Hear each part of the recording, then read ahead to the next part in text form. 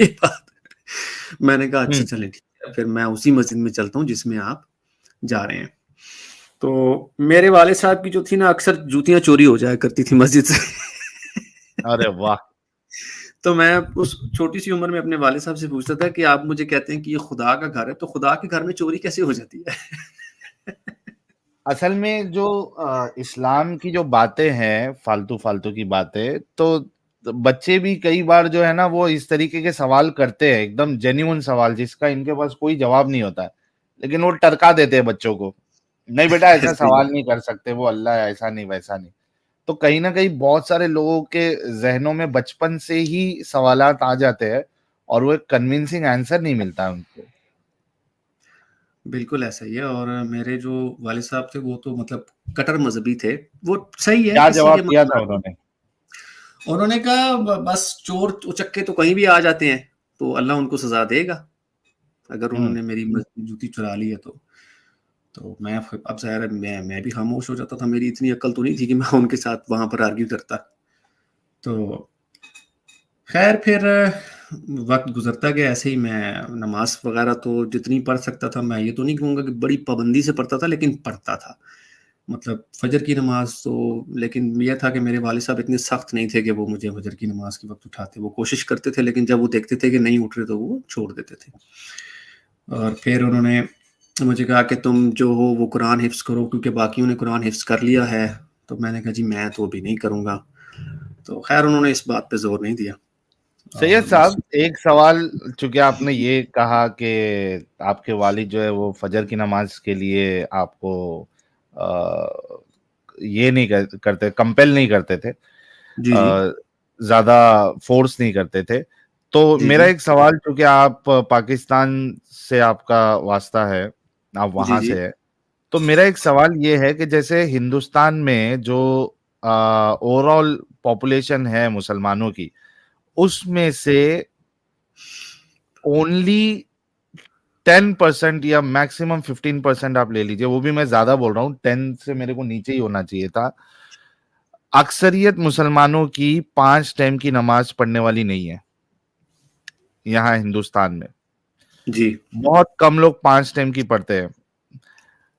فجر کی پڑھنے والے تو بہت کم ہے جو صبح اٹھ کے فجر کی نماز پڑھیں گے، کیونکہ اگر آپ باقی ٹائم پہ آپ کو اگر 4-5 صف 6 صف دکھ بھی جائیں مسجد میں، لیکن فجر میں جو ہے وہ مشکل سے 2 صف جو ہے وہ آپ کو نظر آئے گی، یا 1 صف نظر آئے گی، باقی لوگ آتے نہیں جی ہیں. اس کے جی علاوہ کئی سارے ایسے لوگ ہیں جو نماز پڑھتے ہی نہیں ہے، صرف جمعہ کی نماز پڑھتے ہیں. بہت سارے ایسے بھی لوگ ہیں جو نہ جمعہ پڑھتے ہیں، نہ روز کی پڑھتے ہیں، بلکہ وہ عید میں پڑھتے ہیں.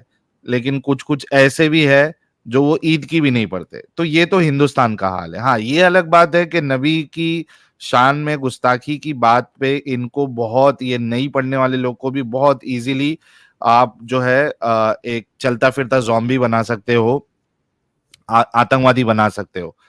اسلام کا دم دے کے، حوالہ دے کے، عشق رسول کا جو ہے حوالہ دے کے ان کو آپ بالکل بالکل تیار کر سکتے ہو، وہ ایک الگ بات ہے. لیکن اکثریت جو ہے وہ نماز نہیں پڑھتی ہندوستان میں. پاکستان جی کا کیا سین ہے؟ کیا اکثریت نماز پڑھتی ہے یا وہاں بھی اسی طریقے کا حال ہے؟ ساحل بھائی اگر آپ فجر کی نماز پوچھیں تو وہاں پر فجر کا بھی یہی حال ہے، اور ظہر کی نماز میں بھی بہت کم لوگ دیکھنے کو ملتے ہیں. ہاں کافی تھوڑے بہت آپ کو جو تھوڑی آبادی نظر آئے گی نماز کی، وہ مغرب کے ٹائم آ جائے گی، کہ اس وقت لوگ ہاں آفس مغرب سے میں بہت سے لوگ آتے ہیں. جی آفس سے کیونکہ آگے ہوتے ہیں لوگ. اور مطلب میں نے تو جتنی اپنی زندگی میں جو فجر کی نماز پڑھی ہے اس میں یہی دیکھتا تھا کہ پہلی ہی صف پر ہوتی تھی امام کے پیچھے، اس کے پیچھے کچھ بھی نہیں ہوتا تھا. مطلب اگر مسجد کے اندر خاص کر سردیوں میں کیا ہوتا تھا کہ لوگ اندر ہی نماز پڑھتے ہیں، ظاہری سی بات ہے، مسجد میں ہیٹر وغیرہ لگے ہوتے ہیں. تو ہماری مسجد میں تقریباً 7 سے 8 روز تھیں جو مسجد کے اندر تھیں اور باقی ساری باہر تھیں. تو میں نے کبھی نہیں دیکھا کہ رمضان کے علاوہ رمضان میں تو آبویسلی باہر بھی بھر جاتا تھا. اور کوشش یہی ہوتی تھی کہ رمضان میں تو جو ہے وہ فجر کی نماز مسجد میں ہی جا کے پڑھی جائے. تو اس میں یہ ہوتا تھا کہ اندر کبھی جگہ ملتی تھی کبھی نہیں ملتی تھی، لیکن رمضان کے علاوہ کبھی ایسا نہیں ہوتا تھا کہ اندر آپ کو مسجد میں جگہ نہ ملے، بلکہ ایک اگلی صف ہی بھرتی تھی. کبھی دوسری صف میں نے کبھی ایک کا دکا بندہ ہی دیکھا ہوگا، لیکن بھری کبھی نہیں دیکھی. ہاں جمعے کی نماز پڑھنے آپ کو پتہ ہی ہے سارے لوگ جاتے ہیں، لیکن اس کے علاوہ جو آپ بات کریں ویسا حال پاکستان میں بھی ایسا ہی ہے. بالکل ایسے ہی. اچھا وہاں بھی ویسے ہی ہے. ٹھیک ہے ٹھیک ہے, ایسے ہی. آگے آپ بتا رہے تھے اسٹوری. جی, تو میں نے بس اپنی جو ہے وہ بچپن میں یہی کچھ دیکھا کہ جو ہے وہ دعاؤں کے سہارے سارا کچھ چلتا تھا, اور یہی کوشش ہوتی تھی. اور پھر میرے والد صاحب کا ایک بڑا نیریٹو ہوتا تھا, وہ یہ کہتے تھے کہ دنیا جو ہے وہ عارضی ہے اور سب کچھ یہیں پر رہ جائے گا, سب کچھ یہیں پر ختم ہو جائے گا. تو میں پھر ان سے پوچھا کرتا تھا کہ اگر سب کچھ یہیں رہ جائے گا تو پھر ہم یہ نوکری کیوں کرتے ہیں, یہ بھی نہیں کرنی چاہیے ہمیں, پھر تو ہمیں گھر بیٹھ جانا چاہیے اور اللہ سے دعا مانگنی چاہیے کہ وہ ہمیں اتنا کچھ کھلا دے کہ جتنا ہمارا پیٹ بھر جائے. پھر تو ہمیں کوئی ہمت بھی نہیں کرنی چاہیے کسی چیز کی. اور جو لوگ اتنا ترقی کر چکے ہیں, جو اتنا آگے جا چکے ہیں, ہمارے خاندان میں ہی اتنے آگے لوگ چلے گئے ہیں اور ہم لوگ نہیں جا سکے, تو ان کو بھی پھر آگے نہیں جانا چاہیے. وہ پھر آگے کیوں جا رہے ہیں؟ اگر دنیا اتنی ہی عارضی ہے تو آپ کے جو خاندان میں اور لوگ ہیں وہ اتنی ترقی کیوں کر رہے ہیں, وہ اتنے بزنس کھڑے کر رہے ہیں, وہ سارا کچھ کر رہے ہیں. بس وہ ان کی یہ سوچ تھی کہ مطلب وہ زیادہ پروگریسو نہیں سوچتے تھے. وہ یہی سوچتے تھے کہ بس وہ کہتے تھے بھائی کفن کی جیبیں نہیں ہوتی اور قبر میں جو ہے وہ انسان خالی ہاتھ جاتا ہے, اور اس طرح کی وہ باتیں کرتے تھے. اور وہ کہتے تھے کہ بس اللہ کو خوش کر لو, اس کے علاوہ اور کچھ بھی نہیں ہے زندگی میں. تو بس پھر اسی طرح میں جو ہے وہ زندگی چلتی رہی. ایک بڑا میں آپ کو بڑا ایک انسیڈنٹ سناتا ہوں کہ جب میں نے اسکول چھوڑا تو اب ظاہر سی بات ہے اس وقت پھر روزوں کی سختی بھی شروع ہو چکی تھی, تو نماز کی بھی سختی کرتے تھے, بولتے تھے کہ بھائی نماز پڑھو, لیکن روزے ایک دفعہ کیا ہوا کہ میں آپ کو بتاتا ہوں, عصر کا ٹائم تھا, تو والد صاحب جو ہے وہ گھر میں نہیں تھے, تو میں سو گیا کیونکہ ظاہرہ روزہ رکھا ہوا تھا, بھوک لگی ہوئی تھی سخت قسم کی. تو یہ کہیں آئے تو میں تو ایک دم ایسے اٹھا جیسے طوفان آ گیا, تو مجھے اٹھایا تو مجھے تو لاتے واتے پڑی ان سے. تو میں نے کہا جی کیا ہو گیا ایک دم آپ کو؟ تو مجھے کہتے ہیں کہ تجھے شرم نہیں آتی کہ تو جو ہے وہ روزہ رکھ کے تو سو رہا ہے اور عصر کا ٹائم گزر جائے گا تو پھر نماز کیسے پڑھے گا تو؟ کیونکہ عصر کا آپ کو پتہ ہے ٹائم ذرا شارٹ ہوتا ہے مغرب کے درمیان, اور وہ جب نماز کا ٹائم گزر جائے تو پھر آپ نہیں پڑھ سکتے. تو میں نے کہا جی کیا ہو گیا اگر ایک نماز رہ گئی عصر کی؟ تو نہیں, رمضان میں جو ہے کوئی چھوٹ نہیں ہے. مجھے بھی غصہ آ گیا, ظاہر سی بات ہے. تو میں نے کہا جی میں جو ہوں نا ایسا کریں کہ پھر میں تو ایسے مذہب سے ہی پھر مطلب فائدہ کیا ایسے مذہب کو فالو کرنے کا جہاں اتنی سختی ہے کہ اگر 5 منٹ کے لیے انسان سو گیا ہے تو آپ نے اس پہ اتنی سختی کر دی کہ اس کو مارنا شروع کر دیا. تو خیر وہ اس کے بعد کیا یہی بات ہوئی, اور پھر والدہ جو تھی میری, انہوں نے کہا کہ آپ کو یہ سب کرنے کی ضرورت نہیں تھی, وہ بیٹا ہے آپ کا اور جوان ہو رہا ہے اور آپ نے اس پہ ہاتھ اٹھا دیا اور یہ وہ. خیر ان کو اس بات پہ کوئی شرمندگی نہیں تھی, ان کو یہی تھا کہ بھائی انہوں نے اپنا فرض پورا کیا اور وہ یہی فرض اپنا پورا کرتے تھے. تو اس وقت تک تو میں صحیح کٹر مذہبی تھا. مطلب میری بھی یہ, میں سچی بات بتاؤں تو میرا بھی یہ مائنڈ سیٹ تھا کہ اگر میں نماز پڑھ رہا ہوں تو باقیوں کو بھی نماز پڑھنی چاہیے. اور میں جب نماز پڑھنے جا رہا ہوتا تو میں ہماری جو گلی میں کوئی لونڈے شونڈے کھیل رہے ہوتے تھے تو ان کو بول دیتا تھا کہ بھائی آؤ نماز پڑھ لو, نماز پڑھ لو. دعوت دے تو کے جاتے تھے نماز کی. میں دعوت دے کے جاتا تھا. خیر جب میں کالج میں گیا نا تو وہاں پر پھر میری نا تبلیغی جماعت والوں سے ملاقات ہوئی ایک دن. ارے ہائے ہائے ہائے, وہی پروسیس, پہلے بریلوی, اس کے بعد مارکیٹ میں آ جاتے ہیں تبلیغی. اب تو ایسا ہو رہا ہے کہ مارکیٹ میں تبلیغی لوگ سے آنے سے پہلے اہل حدیث والے حملہ کر دیتے ہیں. تو بریلوی تو پھر بھی پریشانی ہے کہ ہمارا کوئی نہ کوئی جو ہے یا تو تبلیغی چرا کے لے کے جاتا ہے یا تو پھر اہل حدیث چرا کے لے کے جاتا ہے. وہ تو پہلے سے ہی فرسٹریٹڈ ہے.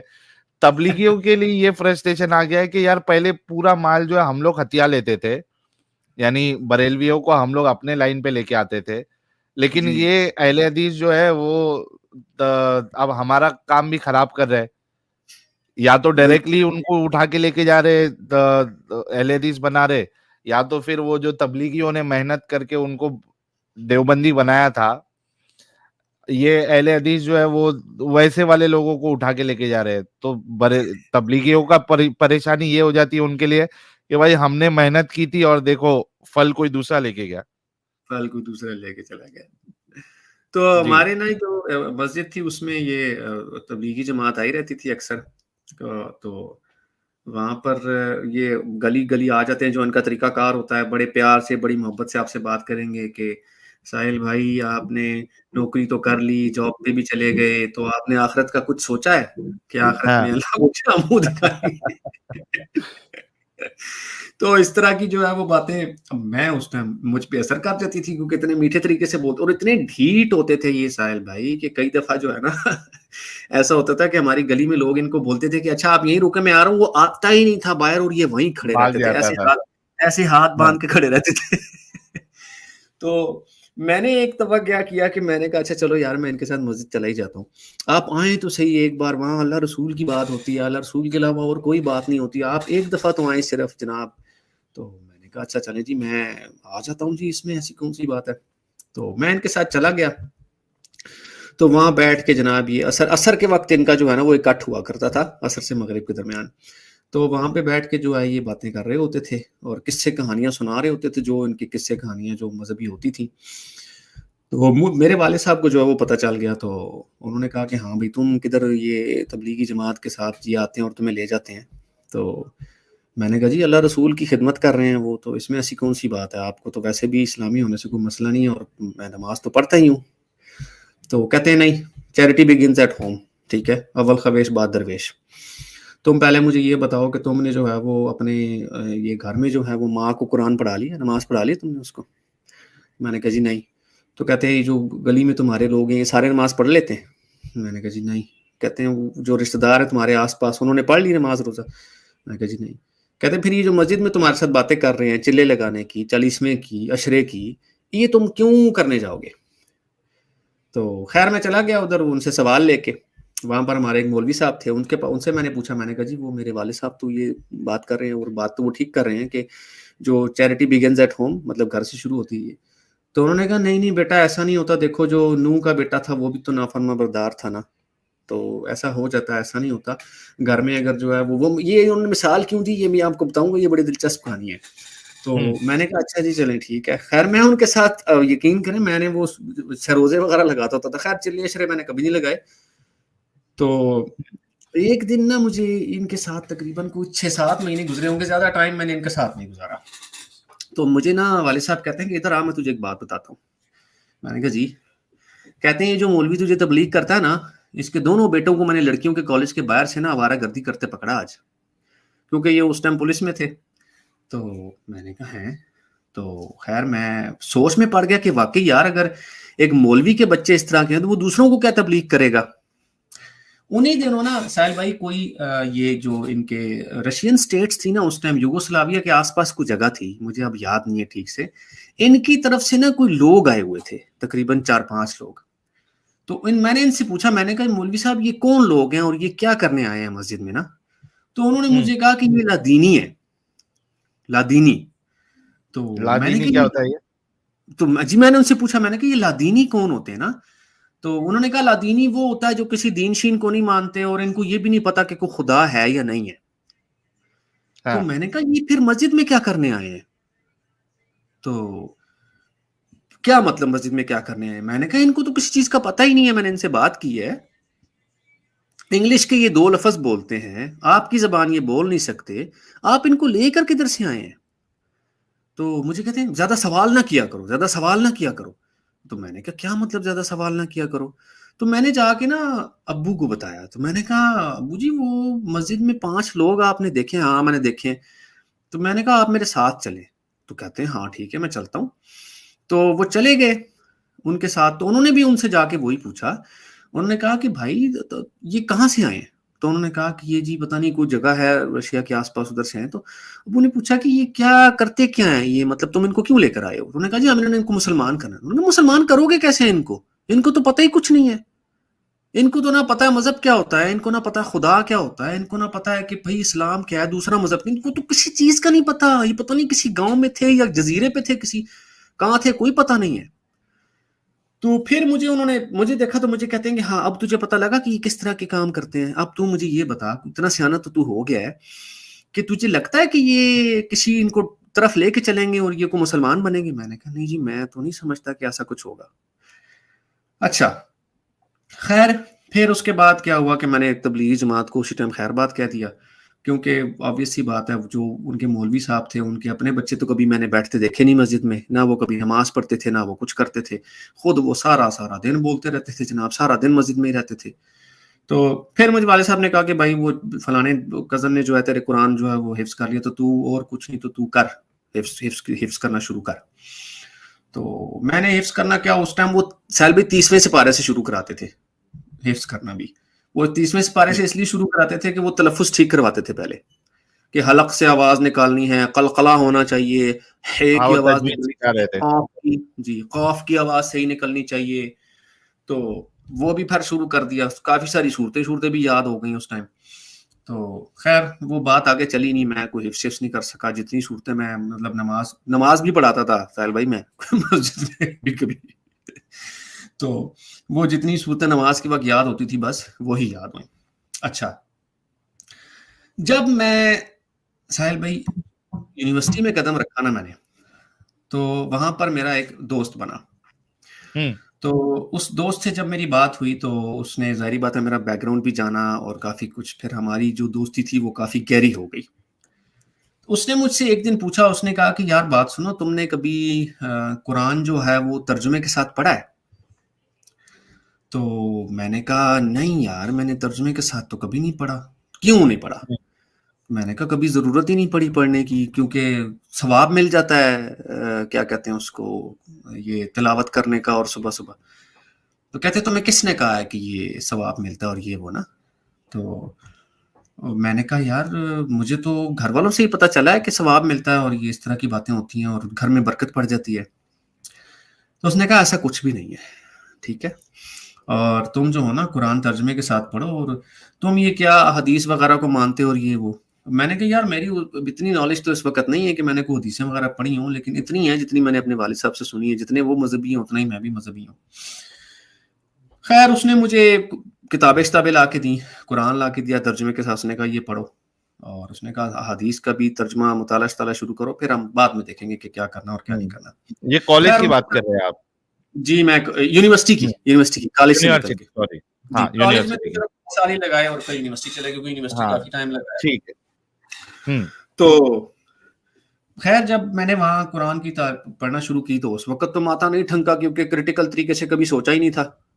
تو کبھی بھی نہیں سوچا کرٹیکل طریقے سے، بس جتنا پڑھتے تھے اتنا پڑھ لیتے تھے. اور اس ٹائم آپ یقین کریں کہ ہم لوگ ساحل بھائی جو یہ سوچتے تھے نا سارا کچھ، عدت وغیرہ کیا ہوتی ہے، بارش کب برسے گی اللہ کو پتا ہے، ماں کے پیٹ میں کیا ہے اللہ کو پتا ہے، 2 پانیوں کا معجزہ اور یہ ساری باتیں، ان ساری باتوں پہ من و ان ہم جو ہے نا وہ ایمان رکھتے تھے کہ یہ ساری باتیں، اور یہ بھی سمجھتے تھے کہ زمین چپٹی ہے. یہ بھی آپ کو بتا دیتا ہوں، اور وہ اس لیے زمین چپٹی ہے کیونکہ دہا کا مطلب ہمیں سب کو پتا تھا کہ کیا ہے. تو کوئی جو ہے وہ شخص جو ہے نا، بلکہ ہمارے ساتھ بحث کیا کرنی تھی اس ٹائم، تو سب کا عقیدہ بھی یہی تھا. خیر جب میں نے پڑھنا شروع کیا قرآن ترجمے کے ساتھ تو مجھے تو کچھ اتنا، کیونکہ ظاہری بات ہے کبھی عقیدت کی پٹی اتار کے پڑھا ہی نہیں تھا، تو میری پھر ان صاحب سے دوستی جو تھی وہ کافی گہری ہونا شروع ہو گئی. مجھے ان کے بارے میں تو بالکل نہیں پتا تھا کہ ان کا کیا عقیدہ اور کیا نہیں ہے. تو ہمارا آنا جانا بہت زیادہ ہو گیا ایک دوسرے کے گھر بھی اور یہ وہ. تو جب میں نے تھوڑا سا یہ نوٹ کیا کہ یہ کوئی اتنا مذہبی نہیں ہے، تو میں نے اس سے پوچھا، میں نے کہا یار تم کیا نماز وغیرہ نہیں پڑھتے؟ تو میں نے کہا ایسا تو نہیں کہ تم کینیڈا سے آئے ہوئے یہاں پر تو اس لیے تم نماز نہیں پڑھتے؟ تو اس نے کہا نہیں ایسا کچھ بھی نہیں ہے، میں کینیڈا اس نے بات خیر ٹال دی. اس نے کہا نہیں بس میں ایسے ہی نہیں پڑھتا، جب ٹائم ملتا تو میں پڑھ لیتا ہوں. تو میں نے کہا اچھا ٹھیک ہے چلو کوئی بات نہیں. تو ہمارا اتنا زیادہ ہو گیا ساحل بھائی ایک دوسرے کے ساتھ آنا جانا کہ یہ ایک دفعہ نا میرے ساتھ جو ہے وہ گاؤں بھی جاتا تھا، وہاں پہ بھی. تو گاؤں میں نا ہمارا ایک کزن تھا، وہ بڑا انٹیلیجنٹ تھا، مطلب وہ اتنا انٹیلیجنٹ تھا کہ آپ یقین کریں کہ وہ جو بڑی بڑی کیلکولیشن جو لوگ کیلکولیٹر پہ کرتے ہیں نا وہ زبانی کلامی کر لیتا تھا، اور لوگ حیران رہ جاتے تھے کہ یہ کیسے کرتا ہے. تو ایک دن ہم نا اس نے کہا کہ چلو یار ہم لوگ نا اس پہ چلتے ہیں، دریا پہ چلتے ہیں. تو ہم دریا پہ چلے گئے، تو اوپر پل پہ کھڑے ہو کے اس نے نیچے بولا، اس نے کہا دیکھو میں تمہیں معجزہ دکھاتا ہوں. تو میں نے کہا کون سا معجزہ؟ کہتا نیچے دیکھو. نیچے دیکھا تو کہتا 2 رنگ کا پانی نظر آ رہا ہے؟ تو میں نے کہا ہاں آ رہا ہے. کہتا ہے یہ معجزہ ہے. تو آگے سے ہنس پڑا نا. تو میں نے کہا تم ہنس کیوں رہے ہو نا؟ تو کہتا ہے کہ چھوڑو بعد میں بتاؤں گا کیوں ہنس رہا ہوں. تو اس نے کہا کہ تم ایسا کرو کہ یہ جو تمہارا دوست ہے نا یہ بھی بڑا پڑھا لکھا ہے، اس کو ذرا کہنا کہ اس پہ ذرا تحقیق کر کے آؤ کہ یہ معجزہ بھی ہے یا نہیں ہے. تو میں نے کہا اچھا, کیونکہ قرآن میں تو لکھا ہوا ہے کہ یہ معجزہ ہے جو دو رنگ کا پانی آپس میں نہیں ملتا. تو مرج البحرین یلتقیان, یہی والی آیت ہے شاید. جی بالکل. تو خیر میں اس بات پہ اتنا دھیان نہیں دیا. تو میں نے خیر کیا میں نے اس اپنے دوست سے پوچھا, تو میں نے کہا یار یہ کیا بات کر رہا تھا نا, تو کہتا بعد میں ڈسکس کریں گے, ابھی نہیں. خیر پھر جب اس ٹائم جب میں نے یونیورسٹی سے گریجویشن کا ٹائم قریب آیا, تب تک میں نارمل ایک مسلمان ہی تھا, کبھی نماز پڑھی کبھی نہ پڑھی اور یہ وہ سارا کچھ. تو میری جاب لگ گئی ساحل بھائی یورپ میں نا, یورپ کے کنٹری میں. میں ڈیٹیل انفارمیشن نہیں دوں گا, obvious سی بات ہے. نہیں مت دیجیے گا, جو بھی آپ کو پرابلم کریٹ کر سکتا ہے وہ آپ نہیں بتائیے, اوائڈ کریے اس کو. تو ان دنوں مجھے لکی تھا, میں بڑا پڑھائی میں اچھا تھا, تو مجھے یورپ کے کنٹری سے جاب کی آفر ہو گئی. تو میں وہاں چلا گیا. میں وہاں گیا تو وہاں پر بھی جو ہے وہ جتنا میں اسلام فالو کر سکتا تھا اتنا میں نے کیا normally, to cut short of course. تو پھر ایک دفعہ کیا ہوا کہ انہوں نے مجھے بولا کہ یار تمہیں نا جانا ہے, دبئی جانا ہے 2 ہفتے کے لیے اسپیشل پروجیکٹ پہ. تو میں نے کہا ٹھیک ہے چلا جاتا ہوں. تو جب میں دبئی گیا تو وہاں پر میں ایک جگہ نماز پڑھ رہا تھا مسجد میں, ظہر کا ٹائم تھا. میں کھانا شانا کھا کے جب نماز پڑھنے گیا تو وہاں پر میں نے ایک بات نوٹ کی ساحل بھائی, کہ ہم لوگ اس طریقے سے نماز پڑھتے تھے, یہ ویسے نماز نہیں پڑھتے. یہ لوگ آئے, نماز پڑھی, نہ دعا مانگی نہ کچھ کیا اور چلے گئے. تو میں بڑا حیران ہوا. ہاں جی, میں بڑا حیران ہوا کہ ہمیں تو بڑا بتایا جاتا ہے کہ خشوع و خضوع کے ساتھ نماز پڑھو, اور جناب دعا مانگنے سے پہلے درود شریف پڑھو, دعا جب ختم ہو جائے تو درود شریف پڑھو, یہ پروں کا کام کرتی ہے دعا کے لیے, دعا کو عرش پہ لے کر جاتی ہے, اس طرح کی باتیں. تو انہوں نے کیسی نماز پڑھی ہے کہ یہ بغیر جو ہے وہ اس کے دعا مانگے ہی اٹھ گئے ہیں. تو میرا ذرا ماتھا ٹھنکا. تو میں نے ایک صاحب سے پوچھا, میں نے کہا جو میرے کولیگی تھے وہاں پر, وہ ان کا تعلق ایجپٹ سے تھا, مصر سے. تو میں نے ان سے پوچھا کہ میں نے کہا یار آپ لوگوں یہ کیسی نماز پڑھتے ہیں؟ تو اس نے کہا اس سے کیا ہوتا ہے, دعا مانگنے سے کیا ہوتا ہے, کچھ بھی نہیں ہوتا. یہ کیا ہوا, دعا مانگنے سے کچھ نہیں ہوتا بھائی. تو یار میں چپ ہو گیا. تو میں نے سوچا کہ یار اب میرا خیال ہے کہ میں اتنا بڑا تو ہو گیا ہوں کہ اب مجھے اس مذہب پہ تھوڑی سی تو تحقیق کرنی چاہیے کہ آیا جو ہم قرآن فالو کر رہے ہیں اس میں لکھا ہوا کیا ہے, اس کو پڑھوں تو صحیح, کم از کم دیکھوں تو صحیح کہ اس میں ہے کیا. تو میں نے جب ترجمے سے پڑھنا شروع کیا آہستہ آہستہ آہستہ آہستہ آہستہ آہستہ, تو مجھے ساحل بھائی سچی بات ہے وہ کسی خدا کا کلام نہیں لگا. اچھا, جب میں نے کو عقیدت کی پٹی اتاری, میں بتاتا ہوں آپ کو. میرے دماغ میں ایک خیال آیا ساحل بھائی اس ٹائم, میں آپ سے شیئر کرنا چاہوں گا جی, کہ میں نے اپنے آپ سے ایک سوال پوچھا کہ اگر میں ایک کتاب لکھتا ہوں اور اس کتاب میں یہ لکھ دوں کہ سید یزید جو ہے وہ بہت قابل آدمی ہے, بہت سمجھدار ہے, پی ایچ ڈی ہے, فلانا ہے, ڈینگ ہے, تو لوگ کیا خیال کریں گے میری کتاب کے بارے میں؟ بڑا ہی مار رہا ہے, بڑا ہی مار رہا ہے. اور یہ بڑا ہی کیوں مار رہا ہے, کوئی خدا اپنی بڑائی کیوں مارے گا؟ مطلب الحمدللہ رب العالمین, بڑا ہی کیوں مارے گا کوئی بھی خدا؟ اچھا, پھر جب میں نے قرآن کو ترجمے کے ساتھ پڑھا مکمل طور پہ, تو مجھے جو 2 زندگیاں قرآن میں نظر آئیں ان میں بڑا ایک خاص ڈفرنس نظر آیا. اور ان میں ڈفرنس کیا تھا کہ ایک بڑی ایکسٹریم لیول کی زندگی تھی, اور ایک ہمارے یہاں پنجابی میں بولتے ہیں بڑی ماڑی سی زندگی, بڑی لسی سی زندگی. مطلب بڑی وہ نہیں انڈر ڈاگ قسم کی ہوتی, کہ ایک طرف جو ایک زندگی میں جو ہے وہ سارا کنٹرول خدا کے ہاتھ میں ہے, وہ معافیاں بھی دے رہا ہے, سارا کچھ کر رہا ہے, اور ایک ایسی زندگی ہے جس میں بڑی ایگریسونیس نظر آتی ہے. تو یہاں پہ میرا ماتھا ٹھنکا کہ ایسا کیوں ہے. خیر سوالات تو میرے ذہن میں تھے, اور جب میں نے جواب اس کے ڈھونڈنے کی کوشش کی تو کئی دفعہ سیٹسفائی بھی ہوا. لوگوں سے پوچھا بھی کہ میں نے کہا یار یہ مکی زندگی اور مدنی زندگی میں یہ فرق کیوں ہے؟ تب تک تو یہ بھی نہیں پتا تھا اس وقت, اس سے پہلے, کہ مکی زندگی کا اور مکی زندگی کا قرآن ہے کیا. تو ابھی بھی لوگوں کو نہیں پتا ہے, اکثریت کو. بالکل. اب دیکھیں میں یونیورسٹی لیول سے چھوڑ کے جاب کرنے گیا ہوں, تب تک مجھے نہیں پتا تھا.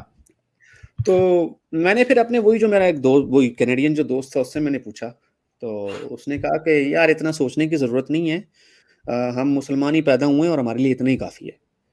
تو میں نے کہا یار یہ کیسے کافی ہو سکتا ہے؟ مطلب اگر کیا کوئی اگر کسی ہندو گھر میں پیدا ہوا تو کیا اس کا قصور ہے کیا؟ اور مثال کے طور پر اگر تم لوگ جو یہ کہتے ہو کہ یار اگر ایک شخص جو ہے وہ کیا کہتے ہیں کافر مرے گا تو وہ جہنم میں جائے گا، تو میرا سوال یہ ہے کہ اگر ایک ایسا ہندو جو ایک گاؤں میں پیدا ہوا ہے اور اس تک کوئی اسلام کی تبلیغ ہی تم لوگ نہیں لے کے گئے، تو اس بیچارے کا کیا قصور ہے؟ اس کا کیا قصور ہے کہ وہ اگر ہندو مر گیا تو اس کو جہنم میں ڈال دو گے؟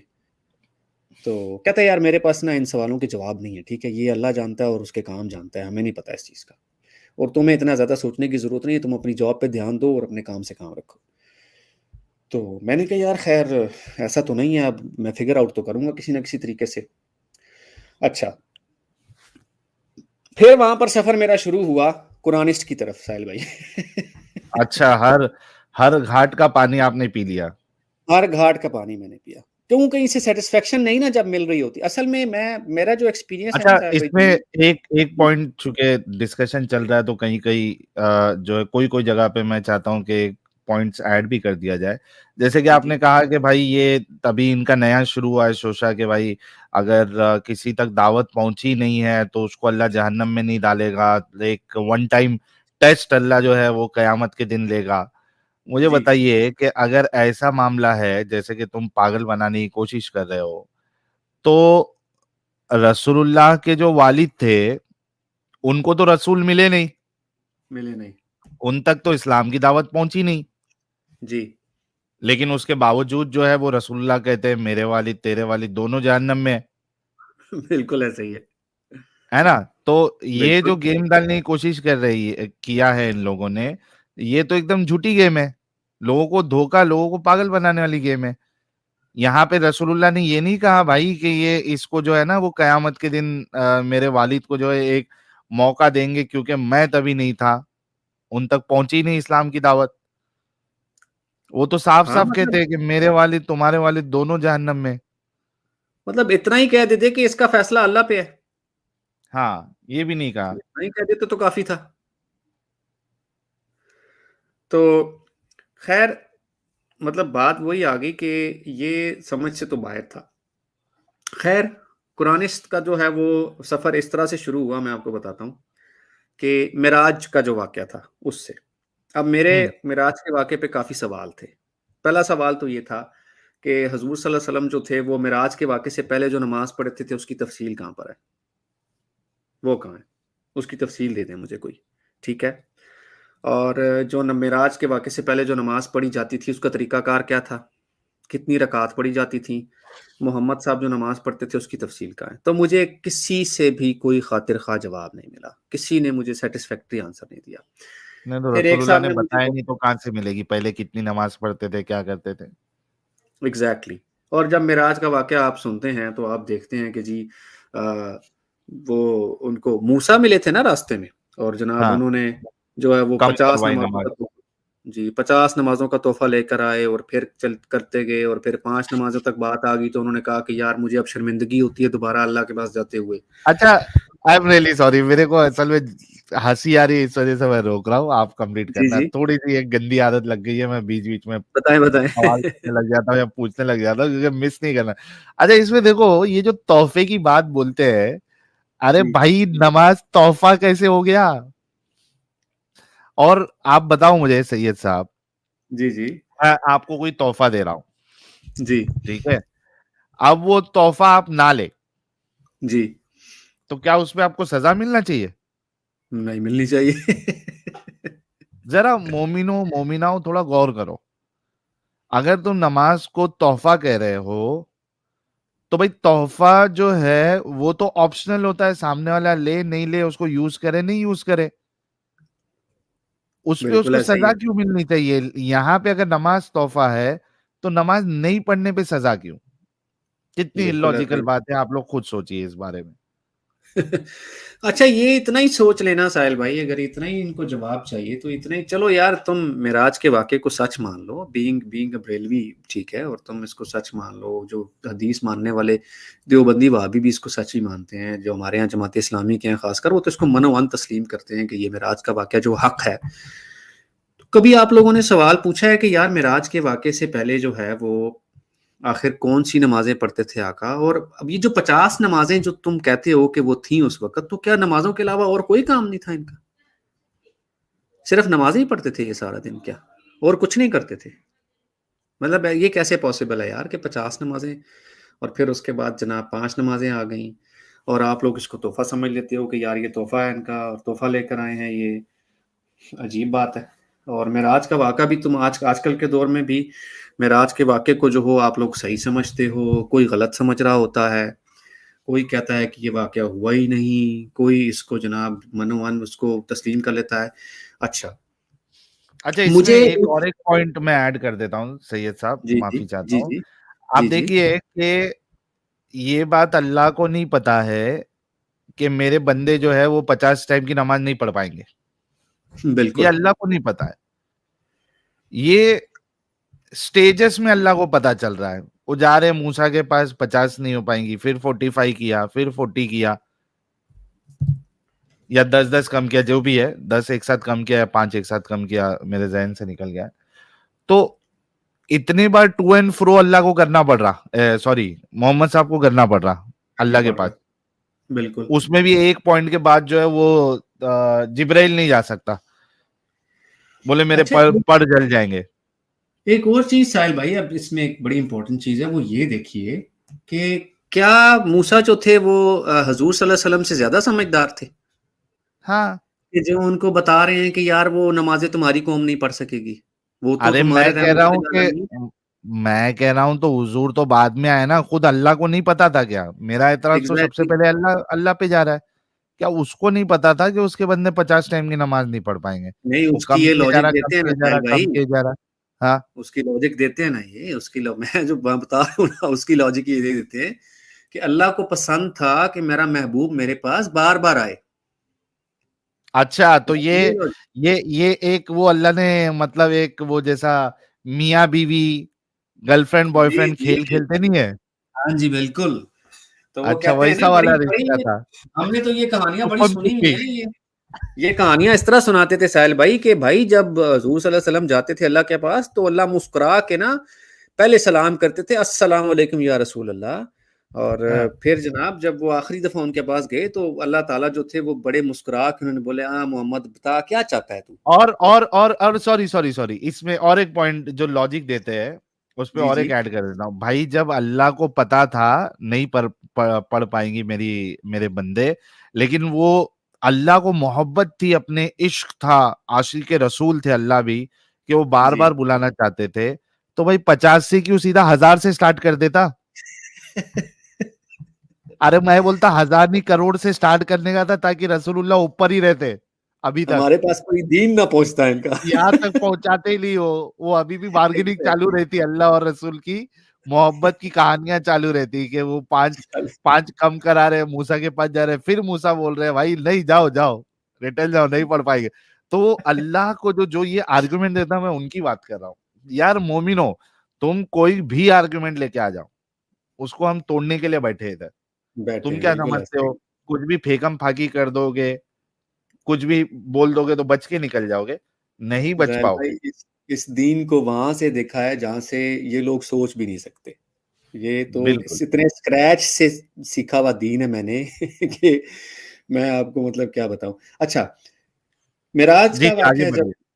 جی ہاں تو مجھے پتا چلا کہ جناب جو معراج کا واقعہ ہے وہ کچھ ٹھیک نہیں ہے اور وہ ایک من گھڑت قصہ ہے، تو میں سوچ میں پڑ گیا کہ یار اس معراج کے واقعے پہ تو پوری دین کی بنیاد کھڑی ہوئی ہے، تو یہ من گھڑت کیسے ہو سکتا ہے؟ تو کیونکہ جو قرآنسٹ حضرات ہیں نا یہ تو بالکل اس کو معراج کے واقعے کو نہیں مانتے۔ اچھا مجھے ساحل بھائی زوراسٹرین کی جو ایک کتاب ہے نا بک آف ارداوراف، وہ ہوں پڑھنے کا موقع ملا، اچھا آپ یقین کریں جب میں نے وہ اردہ گراف پڑھی تو مجھے ایسے لگا کہ جیسے میں معراج کا واقعہ پڑھ رہا ہوں، لفظ بلفظ چوری چوری چوری. چوری. مطلب آپ یقین کریں اس میں وہ لکھا ہوتا ہے کہ وہ جو اردہ گراف ہے وہ اپنی بہنوں کو چھوڑ کر جب وہ سیر کرنے کے لیے جاتا ہے تو اس کو پل صراط سے گزارا جاتا ہے، رائٹ سائڈ پہ اس کو جنت نظر آتی ہے، لیفٹ سائڈ پہ اس کو جہنم نظر آتی ہے، جہنم میں زیادہ اس کو عورتیں نظر آتی ہیں، آگ جل رہی ہے، سارا کچھ ہے. تو وہ مطلب اگر آپ اس کو تفصیل سے پڑھیں تو آپ کو ایسا لگتا ہے کہ یہ معراج کا واقعہ ہے. اچھا، اس پہ جب میں نے تحقیق شروع کی تو ان لوگوں نے کہا کہ ہاں جی جو ایرانی تھے انہوں نے یہ واقعہ جو ہے وہ اسلام سے کاپی کر کے اپنی کتابوں میں ڈالا گیا ہے. اچھا الٹا کر دیا. الٹا کر دیا، حالانکہ ایسا نہیں ہوا. سرزشتیوں سے یہودیوں نے کاپی کیا اور یہودیوں سے مسلمانوں نے کاپی کیا. اگر آپ کوئی بھی یہاں پر اگر تاریخ کا مطالعہ کرے ایک ان بائس ہو کر جاننے کی کوشش کرے تو معلوم ہو جائے گا کہ زوراسٹرین کتنا پرانا مذہب ہے، ٹھیک ہے، اور جودائزم کتنا پرانا مذہب ہے اور اسلام کتنا پرانا مذہب ہے. تو آپ کو جواب مل جائے گا کہ یہ سرزشتیوں سے کاپی کیا ہوا واقعہ ہے. تبوک کا فردہ غراف سے اگر آپ پڑھیں تو آپ کو پتہ چل جائے گا کہ یہ معراج کا لفظ بلفظ واقعہ جو ہے وہ وہاں سے کاپی کیا ہوا ہے. اور پھر آپ یہ دیکھیں کہ آج کل کے دور میں کوئی یہ شخص کیسے مان سکتا ہے کہ محمد جو ہے وہ ایک خچر پہ سوار ہو کے جس کو براق کہتے ہیں اور اس پہ جناب وہ سیر کرنے کے گدھے لیے سے بڑا جاتے اور ہیں، گھوڑے سے چھوٹا نا. گدھے سے بڑا اور گھوڑے سے چھوٹا، جی بالکل، اس پہ جناب وہ سیر کرنے جا رہے ہیں. اور وہ پھر وہ اسی طرح قصہ سناتے ہیں نا کہ جناب معراج پہ جب گئے تو وہ ان کے پر جلنا شروع ہو گئے جبرائیل کے، اور انہوں نے کہا کہ بس محمد اس سے آگے میں نہیں جا سکتا اب. تو خیر جب میں نے یہ دیکھا تو میرے دماغ میں بھی یہی آیا، میں نے کہا یار ہاں ہو سکتا ہے کسی نے جو ہے وہ معراج کا واقعہ جو وہ کاپی کرنے کی کوشش کی گئی ہو. میں نے اس ٹائم سورہ اسراء کی آیت نمبر 1 پہ بھی اتنا فوکس نہیں کیا. یہ بڑا ایک میرے لیے ٹرننگ پوائنٹ تھا جسے میں آگے چل کے بتاؤں گا آپ کو. جو ارے سورہ واہ، اسراء کی آیت نمبر 1 ہے نا جی. سید صاحب کا ٹرننگ پوائنٹ آیا ہے ابھی. بہت سے لوگ کیونکہ سوال کرتے، یہاں بھی ایک سوال آیا تھا کہ جی سید جی صاحب ٹرننگ پوائنٹ کیا تھا. بہت سے لوگوں کے لیے ایک ٹرننگ پوائنٹ ہوتا ہے، کئیوں کے لیے وہ مطلب ان کو سمجھ میں نہیں آتا ٹرننگ پوائنٹ کیا تھا، کیونکہ آہستہ آہستہ چیزیں ایکومولیٹ ہوتے رہتی ہے اور بالآخر پھر آدمی کو سمجھ میں آتا ہے کہ نہیں یار یہ صحیح نہیں ہے. تو وہ ٹرننگ پوائنٹ بالکل. آپ کے لیے کیا تھا؟ جی. میرے لیے ٹرننگ پوائنٹ ابھی تو نہیں تھا آنیسٹلی اسپیکنگ، کیونکہ میں ابھی اچھا تک تو یہی سمجھ رہا تھا کہ یہ معراج کا جو واقعہ ہے یہ چونکہ کاپی شدہ ہے. اور obvious سی بات ہے جب آپ کو لوگ سمجھانے کی کوشش کرتے ہیں تو آپ سمجھ بھی جاتے ہیں آف کورس، کیونکہ آپ اتنے کریٹیکلی نہیں سوچ رہے ہوتے. آپ کے دماغ میں کبھی ہزارویں حصے میں بھی یہ بات نہیں ہوتی کہ یار آپ نے مذہب چھوڑنا ہے اور آپ اس لیے یہ اسٹڈی کر رہے ہو. آپ کی کوشش ہوتی ہے کہ میں کسی نہ کسی طرح، کیونکہ آپ جو مذہب ہوتا ہے نا ساحل بھائی وہ آپ کے سب کانشیس کا حصہ بن چکا ہوتا ہے، اور آپ کی کوشش ہوتی ہے کہ کسی طرح کوئی ایسا بندہ مل جائے جو آپ کو بتائے کہ نہیں نہیں یار یہ کسی نہ کسی طرح ٹھیک ہے، تھوڑی بہت لوپ ہول ضرور ہیں لیکن مذہب یہی سچا ہے. تو مطلب مجھے بھی پھر ایسے لوگ ملے جنہوں نے کہا کہ یار معراج کے واقعے کو چھوڑو، قرآن میں تو 3 نمازیں ہیں، تمہیں کس نے کہا قرآن میں 5 نمازیں ہیں؟ قرآن میں تو نمازیں 3 ہیں. تو تم نے پڑھا نہیں ہے قرآن؟ پڑھو تو صحیح قرآن. اچھا، اب ان دنوں مجھے یہ معلوم ہوا کہ بھائی یہ اب دیکھیں، اب ایک ایسا بندہ ہے جو یہ بولتا ہے کہ قرآن 5 نمازیں ہیں، جو کہ پکا مسلمان ہے. ایک جو صاحب جو ہیں وہ قرآن کو مانتے ہیں وہ بولتے ہیں کہ جی 3 نمازیں ہیں، 3 نمازیں پڑھنی ہیں. ایک وہ صاحب ہے جو کہتے ہیں نماز ہے ہی نہیں بھائی، یہ تو سسٹم ہے، یہ تو نماز ہے ہی نہیں، اس کو تو نماز ہی نہیں ہے. آپ کو بھی شاید پتا ہوگا ایسے لوگوں کا جو یہ آ کے بولتے ہیں آپ کو کہ نماز نہیں یہ تو صلاۃ ہے، یہ تو سسٹم دیا صلاۃ ہوا ہے، ہے. صلاۃ. ہاں جی یہ صلاۃ ہے. سارے قرآنی لوگ کی یہ نہیں جاتے کہ نماز نہیں ہے صلاۃ ہے. اچھا، ان دنوں مجھے نا بحث کرنے کا بڑا شوق چڑھا ہوتا تھا سب کے ساتھ. اچھا، کیونکہ میں تھا تو کٹن مذہبی اپنی بچپن میں اور جوانی میں. تو میں کوئی بھی مجھے ملتا تھا نا تو میں اس کو مذاق اڑاتا تھا. میں کہتا تھا اچھا تم 5 نمازیں پڑھتے ہو، کیسے ثابت کر سکتے ہو؟ تم ثابت کرو، کیونکہ قرآن میں تو 3 ہے. تو تم حدیث کو نہیں مانتے؟ میں نے کہا نہیں، حدیثیں تو محمد کے کوئی 200 سال بعد لکھی گئی ہیں، قرآن تو اللہ کا کلام ہے، وہ تو محمد کے دور میں لکھا گیا ہے. اب ان بیچاروں کی جتنی عقل ہوتی تھی وہ مجھے اسی طرح جواب دیتے تھے. وہ کہتے تھے اچھا یار ماموں جا 3 ہی پڑھ لے بھائی، جا پڑھ تو صحیح. ہاں تو پڑھ تو صحیح 3 ہی پڑھ لے. اچھا خیر، میں نے جب اس ٹائم یہ نمازیں وغیرہ پڑھنی شروع کی تو پھر میری جو تھی نا، میں اب آپ کو آنیسٹلی بتاؤں تو جو پاکستان میں جتنے بھی یہ علماء ہیں نا، مفتیان کرام ہیں کچھ، ساحل بھائی، ان کو میں کافی ذاتی طور پہ جانتا ہوں. خاص کر کچھ ایسے بھی ہیں جن کے شاگردوں کو بھی میں ذاتی طور پہ جانتا ہوں. تو ان سے اب میرا سوال و جواب کا سلسلہ شروع ہوا. اب یہاں سے میری لائف کا ٹرننگ پوائنٹ شروع ہوا ہے. مجھے نا غامدی صاحب کے شاگرد ملے کچھ، ٹھیک ہے، میں ان کا نام نہیں اچھا، لوں گا. وہ تو جی، گاندھی صاحب تو ایک نمبر کے میک اپ آرٹسٹ ہے بھائی. بالکل میک اپ آرٹسٹ ہیں وہ، بالکل ایسا ہی ہے. تو ان سے میں نے یہ معراج کا واقعہ ڈسکس کیا، اور میں نے جب ان سے پوچھا تو انہوں نے کہا نہیں، یہ جھوٹا واقعہ ہے اور یہ کئی حدیثیں ایسی ہیں. اچھا، میں آپ کو آنیسٹلی بتاؤں، اس ٹائم غامدی صاحب جو تھے نا، وہ حدیثوں کے انکاری تھے. بہت کم ہاں لوگوں کو یہ بات پتا ہوگی، ٹھیک ہے. اور اسی لیے ان کو دھمکیاں ملتی تھی کافی کہ بھائی آپ بالکل حدیثوں کی، کیونکہ وہ ٹوٹلی حدیثوں کے انکاری تھے. ہاں تو یہ تو حدیثوں پہ اب جا کے انہوں نے کام کرنا شروع کیا ہے، اپنی مرضی کی حدیثیں مانی اور جو سمجھ میں نہیں آیا ہاں، اس وہ کو ایل چھوڑ دیا. چوائس پرو میکس ہے وہ. ایل چوائس پرو میکس ہے. اچھا، میں نے جب ان کے شاگردوں سے سوال پوچھا تو میں نے ان کو بولا، میں نے کہا یار یہ جو اب آپ مجھے بتاؤ کہ جو سورہ اسرا ہے اس کی آیت نمبر 1 کیا کہتی ہے، ٹھیک ہے. تو انہوں نے کہا نہیں وہ تو منصب کی بات ہے کہ جو ہے وہ محمد کو ہم منصب دے رہے ہیں. میں نے کہا منصب تو کیا مطلب، میں سمجھا نہیں منصب دے رہے ہیں. تو ہم پوچھ کے بتاتے ہیں تمہیں. تو میں نے کہا پوچھ کے بتا دو. اچھا، اب جو معراج کا واقعہ نہیں مانتا تھا نا، اس کو میں سورہ اسرا کی آیت پیش کر دیتا تھا، کیونکہ اب میرے دماغ میں کھلبلی مچ چکی تھی. مجھے تھا کہ مجھے اس سوال کا جواب جاننا ہے ہر صورت میں، کہ آیا یہ معراج کا واقعہ ہے یا کیا معاملہ ہے. اچھا، پھر جس مسجد کی یہ بات کرتے ہیں وہ مسجد تو محمد کے دور میں مکمل ہی نہیں تھی. ہاں ٹھیک ہے. تو پھر قرآن میں اس کا ذکر کیسے آ گیا؟ پھر ایک سوال یہ بھی اٹھا. خیر، اس پہ ہم بعد میں آئیں گے. لیکن جب مجھے ساحل بھائی، مجھے نا کوئی اچھا، ایک خاطر خواہ، اناؤنسمنٹ کر دیتا ہوں میں. سید صاحب 1 منٹ رکے گا. بھائی جی لوگ، جی آپ نے سید صاحب کے بات کرنے کے طریقے سے آپ کو سمجھ آیا ہی ہوگا کہ کتنے اچھے سے یہ اپنی بات کو رکھ سکتے ہیں.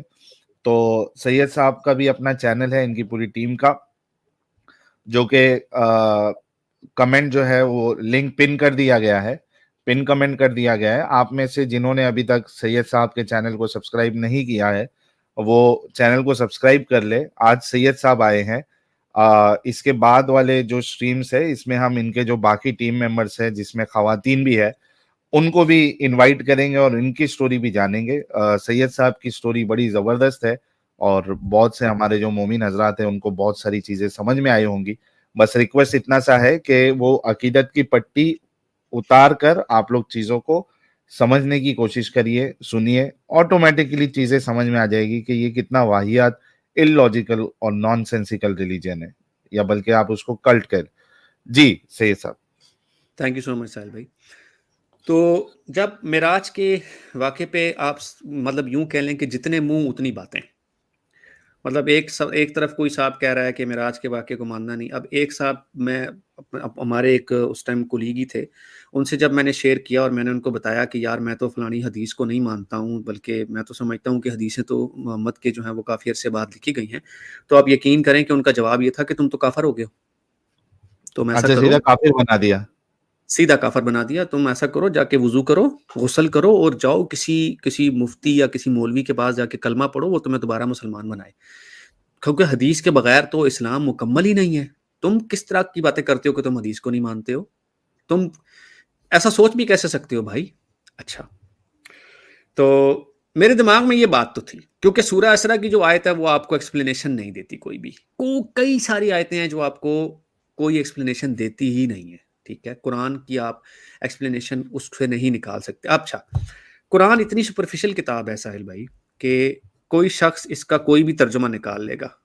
ٹھیک ہے، اور مطلب میں ایک چھوٹی سی مثال تو بڑی گندی سی ہے، لیکن مسلمانوں کو میں اکثر یہ مثال دیتا ہوتا ہوں کہ اگر قرآن میں لفظ ٹٹی ہوتا نا، ٹٹی، تو یہ اس کے 5-10 مطلب نکال لیتے. کوئی اس کا رسگلہ مطلب نکالتا، کوئی اس کا جو ہے وہ حلوہ مطلب نکالتا، کوئی اس کا گلاب جامن مطلب نکالتا.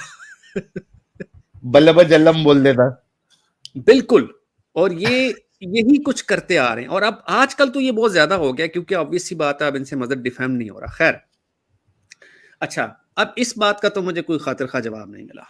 کوئی سمجھتا ہے کہ جی میرا آج کا واقعہ ہے, کوئی سمجھ, لیکن میجورٹی ابھی بھی اس چیز میں متفق ہے کہ میرا آج کا واقعہ ہوا تھا اور بالکل درست ہوا تھا. اور فزیکل ہے, فزیکل ہے, بالکل ایسا ہی ہے. اچھا پھر جب ساحل بھائی میں نے مزید اس کو قرآن کو سٹڈی کیا تو مجھے بہت ساری باتیں واضح ہونا شروع ہو گئیں. اور جو یہ ایک نیریٹو ہوتا ہے کہ قرآن جو ہے وہ ایسی کتاب ہے کہ جو آنے والے سالوں کے لیے بھی ہے اور ہر نسل کے لیے ہے اور ہر دور کے لیے ہے اور یہ ساری اس طرح کی باتیں, تو پھر میں نے ان سے کچھ سوالات پوچھے. میں سب سے پہلے مجھے بات آئی سمجھ میں عدت پہ. اب جب میں, ظاہر سی بات ہے ہمارے گاؤں میں دیہاتوں میں جو عورتیں مر جاتی ہیں obviously وہ عدت گزارتی ہیں اور ان کو گزارنا مجبوری ہے کیونکہ شریعت میں لکھا ہوا ہے. تو میں ان سے یہ پوچھتا تھا کہ بھائی مجھے اس بات کا جواب دو, اگر ایک عورت پریگننسی ٹیسٹ کروا لیتی ہے تو اس کو عدت کیوں گزارنی ہے؟ عدت کا کانسیپٹ ہی یہی تھا نا کہ وہ پتا کر سکے کہ اگر پریگننٹ تو نہیں ہے, کس کا بچہ ہے. تو سب سے پہلا پھر میرا سوال یہ تھا کہ بھائی یہ والی آیت تو پھر آج کل کے دور کے لیے تو کسی صورت اپلیکیبل نہیں ہے, آؤٹ ڈیٹڈ ہے. اچھا پھر جو آپ لوگ یہ کرتے ہیں کہ جی بارش جو ہے وہ صرف خدا کو عدت پتہ ہے, یعنی ویٹنگ پیریڈ. ساحل صاحب عدت یعنی ویٹنگ پیریڈ. اس وقت تو ساحل بھائی ہمیں یہ بھی نہیں پتا تھا کہ سروگیسی کیا ہوتی ہے. سروگیسی تو آج کل آئی نا, اس وقت تو ہمیں نہیں پتا تھا کہ سروگیسی کیا ہوتی ہے. وہ تو آج ہمیں پتا چلا کہ بھائی سروگیسی نام کی بھی کوئی چیز ہے. تو اس نے تو بالکل ہی عدت کا جنازہ نکال دیا. اور پھر آپ یہ دیکھیں کہ قرآن میں جو یہ بھی لکھا ہوا کہ بھائی تم ان عورتوں کی بھی عدت بتا دی گئی کہ جن کو ابھی تک حیض آیا ہی نہ ہو. بھائی ان کی عدت کیا کرنی تم نے؟ جو ان کو حیض نہیں آیا ان کو کیا اچانک حیض آ جائے گا؟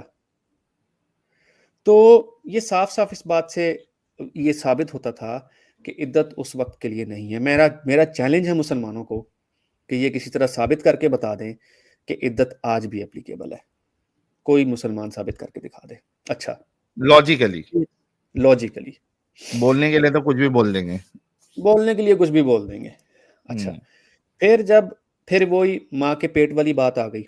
اچھا اب ماں کے پیٹ والی بات کی جب میں نے غامدی صاحب اور ان سے متعلقہ لوگوں کے سامنے یہ بات رکھی تو انہوں نے کہا کہ ہاں دیکھو وہ بات تو صحیح ہے کہ ماں کے پیٹ میں جو ہے وہ بیٹا یا بیٹی تو جو ہے وہ پتہ چل ہی جاتا ہے, لیکن ماں کے پیٹ میں ڈاکٹر ہے یا انجینئر ہے یہ تو کسی کو نہیں پتا نا. نہیں گیم. میں نے کہا یہ ایکسپلینیشن کہاں سے لے کر آئے آپ؟ یہ کہاں سے آئی ایکسپلینیشن؟ آپ مجھے اس کا کوئی ریفرنس دے. نہیں ملا کوئی ریفرنس. اس کا کوئی ریفرنس ہوتا تو ملتا نا اس کا, کیونکہ 90s میں ہم اپنے بزرگوں سے یہی سنتے تھے بڑے فخر سے کہ بھائی ماں کے پیٹ میں کیا ہے یہ صرف اللہ ہی جانتا ہے اور کوئی نہیں جانتا. ٹھیک ہے, اسی لیے جو گاؤں میں اتنے سارے جو آدمیوں کے بچے ہوتے تھے 4 5 6 7 ان کو نہیں پتا ہوتا تھا کہ بیٹا یہ بیٹی ہے, بیٹا یہ بیٹی ہے, کسی کو نہیں پتا ہوتا تھا کیونکہ ٹیکنالوجی اتنی ایڈوانس اس وقت تھی ہی نہیں. تو یہ تو مجھے پتا چل گیا کہ یہ جلیبی ہے, یہ تو جلیبی ہے سیدھی سیدھی. اور ظاہر سی بات ہے اس وقت عربی بدوؤں میں سے کس کو پتا ہوگا کہ بھائی جو ماں کے پیٹ میں ہے اس وقت کیا ہے؟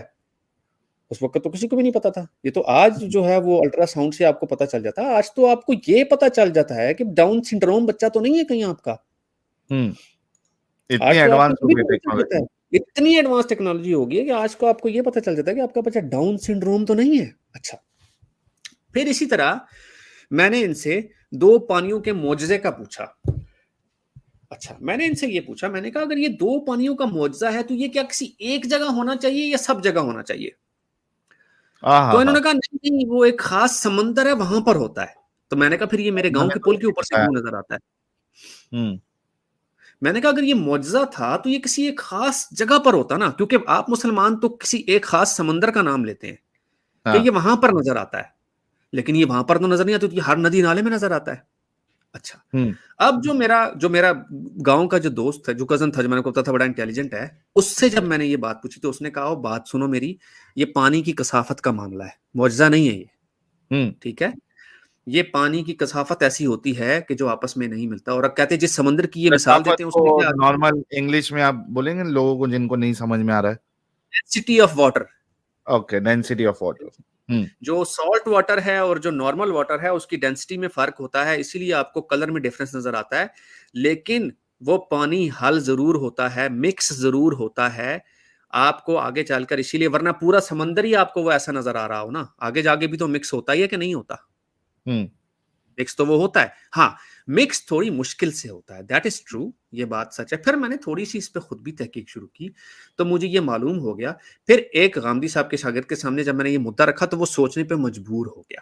پہلے تو وہ نہیں مان رہا تھا، اس نے کہا نہیں یہ معجزہ ہے، لیکن جب اس کو میں نے سائنٹیفک آرٹیکل سینڈ کیے تو اس نے کہا ہاں اس میں کوئی لوچا ہے اور میں اس پہ تحقیق ضرور کروں گا۔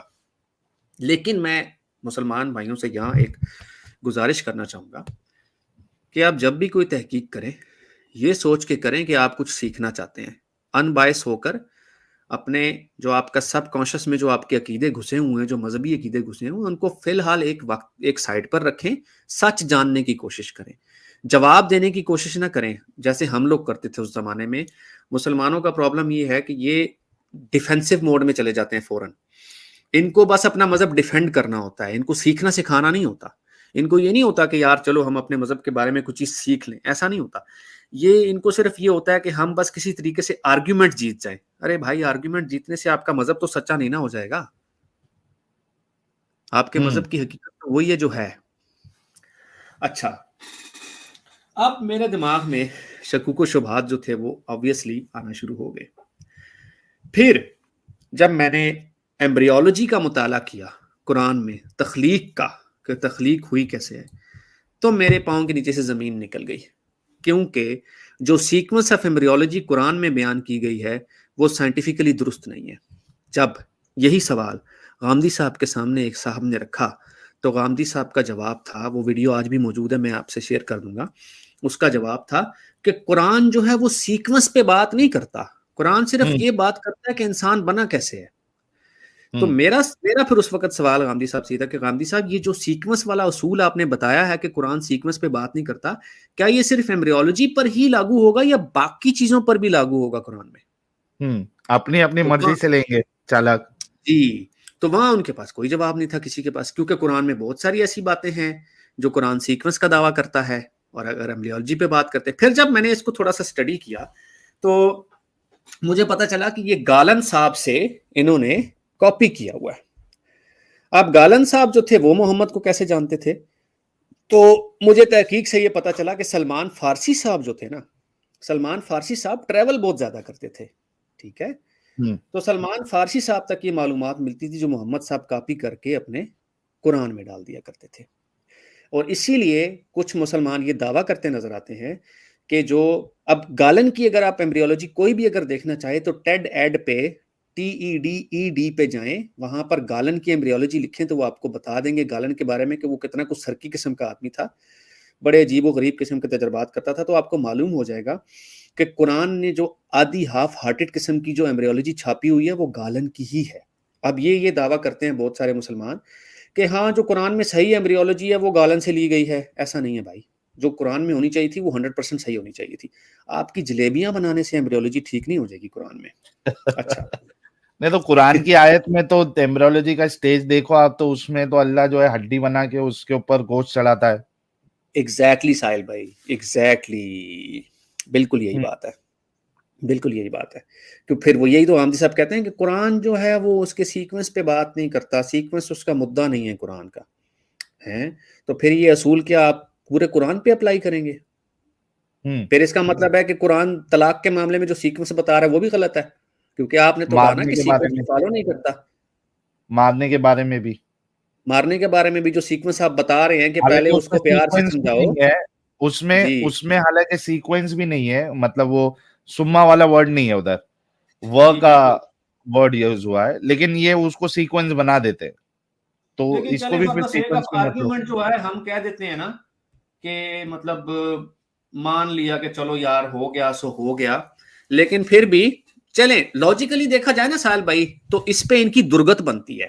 جو یہ مسلمان آ کے یہ کہتے ہیں نا کہ ہاں مسواک سے مارو، ٹھیک ہے، یا ہلکا سا ہاتھ لگاؤ، بھائی مجھے ایک بات بتاؤ، آپ اپنی بیوی کو نصیحت کر رہے ہو، وہ نصیحت نہیں لے رہی، آپ نصیحت نہ لینے پہ اس کا بستر الگ کر دیتے ہو اپنے سے کہ وہ آپ کی بات نہیں مان رہی ہے بھائی، یا جو بھی کچھ بھی کر رہی ہے، بستر الگ کرنے کے بعد بھی وہ نہیں ماری تو آپ کیا اس کو پیار سے بولو گے ڈارلنگ ادھر آؤ میں تمہیں مسواک سے چھوٹی سی ماروں کہ تم نے میری بات نہیں مانی اور میں نے بستر بھی الگ کر دیا, اب میں تمہیں مسواک سے ماروں گا؟ بھائی وہ پھنڈ پھنڈ دے گا اس کو.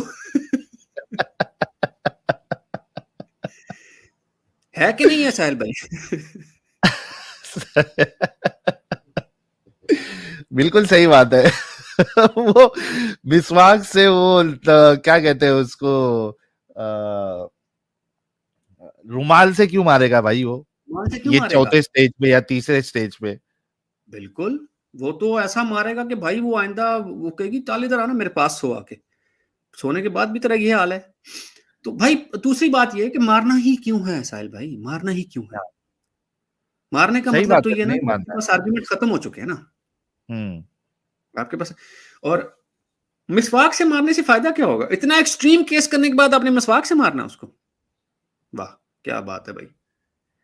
اچھا, It doesn't make sense.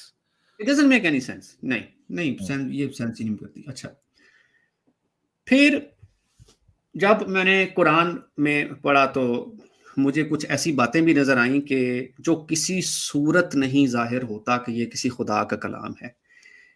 میں ساحل بھائی ایک دن ترجمے کے ساتھ جب پڑھ رہا تھا تو میری نظر سے ایک آیت گزری, مجھے اس آیت کا نمبر تو نہیں یاد, شاید آپ کو یاد ہوگا اگر کوئی مدد فرما دے تو, جس میں وہ یہ کہتے ہیں کہ اگر جب محمد سے بات کرو تو کچھ صدقہ وغیرہ دے دو, ٹھیک ہے, گفٹ لے کے جانے کی بات ہے, گفٹ لے کے جانے کی بات ہے, اور دوسری طرف پلٹی مار کے اللہ کہہ رہا ہے کہ چلو ٹھیک ہے نہیں لے کے جاتے تو کوئی مسئلہ نہیں ہے. تو یہ ارے لیکن اللہ جو ہے وہ آسمان سے گفٹ کیوں نہیں بھیج دیتا, جیسے عیسیٰ کے بارے میں, حضرت عیسیٰ کے بارے میں فرماتا ہے اللہ کہ آسمان سے دسترخوان کو اتارا, جی ہے نا, تو وہ عید کا دن بن گیا. بالکل. تو یہ اللہ جو ہے وہ اتنا عاشق تھا رسول اللہ کے, اللہ میاں, اور وہ جیسے کہ انہوں نے بتایا بار بار اپنے پاس بلا رہے تھے, تو وہاں سے تحفہ وفا سب دے کے بھیجنا چاہیے تھا نا. ایگزیکٹلی, یہ لوگ کیوں لے کے جائے؟ تھینک یو امیت جی, یہی ہے. اب یہ دیکھیے نا مطلب کیسے پلٹی ماری ہے, کیونکہ جب اس کی تاریخ پڑھی تو مجھے پتا چلا کہ لوگوں نے اعتراض کیا اور منہ بنایا اس چیز پہ کہ یہ کیا بات ہوئی کہ ہم بات بھی کرنا چاہیں تو تحفہ لے کے جائیں. تو اس کے بعد فوراً ہی جو ہے وہ مطلب پلٹی مار لی, تو یہ بات سمجھ میں نہیں آئی. اور مومنوں کو سید صاحب یہ جی اصل میں نا مومنوں کے اندر جتنا ڈوگلا پن ہے نا دنیا میں کسی قوم دوسری قوم کے اندر ہوگا. یہ دیکھو یہ یہاں پہ ان کے رسول جو ہے, اور اللہ خود کہہ رہا ہے کہ بھائی جاؤ لے کے جاؤ تحفہ اور یہ ساری چیزیں, اور ان کو ہمارے سپر چیٹ سے بڑی تکلیف ہے. تم کیوں سپر چیٹ لیتے ہو؟ ارے بھائی ہم نے کوئی شرط لگائی ادھر تمہارے اللہ کی طرح کہ ٹیم دیکھنا ہے تو آپ لے کے جاؤ, دینا ہی پڑے گا آپ کو, دے کے جاؤ, ایسا کوئی ہم نے شرط لگائی ہے؟ آپ ہم لوگوں کی سپر چیٹ سے ان کو تکلیف ہوتی ہے نا. اچھا, ان کے ہاں کیا ہوگا, صدقہ کر دو, خیرات کر دو. زکوٰۃ کی جب باری ہوتی ہے تو تم لوگ لائنیں لگا کے کھڑے ہوتے ہو کہ پیسے واپس نکل آئیں کہ کٹ نہ جائے کہیں زکوٰۃ, ٹھیک ہے. کوئی اپنے آپ کو شیعہ ڈکلیئر کر رہا ہوتا ہے پاکستان میں, کوئی ایفیڈیوٹ فل کر رہا ہوتا ہے کہ بھائی ہمارے پیسے نہ کٹیں, زکوٰۃ دیتے تو تم لوگوں کو موت پڑتی ہے. اس وقت تم لوگ کہاں جاتے ہو؟ اچھا, پھر اس کے علاوہ ساحل بھائی اگر کسی کی مدد کرنی ہو نا, ٹھیک ہے, آپ یقین کریں کہ آپ یہ اتنی بڑی بڑی باتیں کریں گے کہ ہمارا نبی رحیم و کریم تھا اور چیریٹی کرنی چاہیے, یہ کرنی چاہیے, وہ کرنی چاہیے. کسی غریب کی مدد کرنے کے لیے آپ ان سے 5 روپے نکال لینا تو they disappear like a fart in the wind. تو یہ آپ کو نظر بھی نہیں آئیں گے کبھی کہ کہاں گئے ہیں یہ. اچھا خیر آگے چلتے ہیں ساحل بھائی. تو یہ ان کے تو کوئی جواب نہیں ملے سوائے جلیبیاں بنانے کے, اور obvious سی بات ہے جلیبیاں آپ اس شخص کے سامنے نہیں بنا سکتے کہ جس نے اس کو پڑھا ہو, تسلی سے پڑھا ہو, سمجھا ہو. جلیبیاں آپ اسی کے سامنے بنائیں گے جس نے عقیدت کی پٹی ابھی نہیں اتاری اپنی, ٹھیک ہے. تو یہ اب ساری میں آپ کو اپنے ٹریگر پوائنٹس بتاتا جا رہا ہوں آہستہ آہستہ, جسے ٹرپ وائر کہتے ہیں, جسے میں ٹرپ وائر کہتا ہوں کہ جو اچانک جو ہے جی رونما ہو جاتا ہے. پھر میں نے جو ایک سوال جو قرآنسٹ حضرات, کیونکہ میں اس وقت یہ بڑا قرآنسٹ کا جو دور چل رہا تھا, تو میں نے ان سے پوچھا, میں نے کہا یار یہ مجھے یہ بتاؤ کہ جو قرآن میں لکھا ہوا ہے کہ we sent them 2 messengers but they rejected both, so we reinforced the 2 with the third and they declared we have indeed been sent to you as messengers. تو میں نے ان سے یہ پوچھا کہ یہ جو ان میسنجرز کے مجھے نام بتانے ہیں تم نے, یہ جو 2 میسنجرز ہیں نا قرآن میں جو ذکر کیا ہوا ہے, لیکن قرآن سے باہر جانے کی اجازت نہیں ہے تمہیں. مجھے کوئی جواب نہیں ملا اس کا, ان کے پاس کوئی جواب نہیں تھا سوائے جلیبیاں بنانے کے, اور جلیبیاں بھی کچھ نہیں, اس کا کوئی جواب مجھے نہیں دیا انہوں نے. اچھا, پھر ایک اور میں نے ان سے سوال پوچھا جو میں آپ کو بتا دوں, کیونکہ میں نے لکھ کے رکھے ہوئے, کیونکہ مجھے آج بھی یاد آئی ہے, کیونکہ مجھے ان سے کوئی جواب نہیں ملا تھا. 10:94 ہے یہ. So if you are in doubt, O Muhammad, about that which we have revealed to you, then ask those who have been reading the scriptures before you. The truth has certainly come to you from your Lord, so never be among the doubters. تو بھائی آپ پھر مجھے بتائیں کہ یہ کیا ہے, کہ کس کے بارے میں بات ہو رہی ہے؟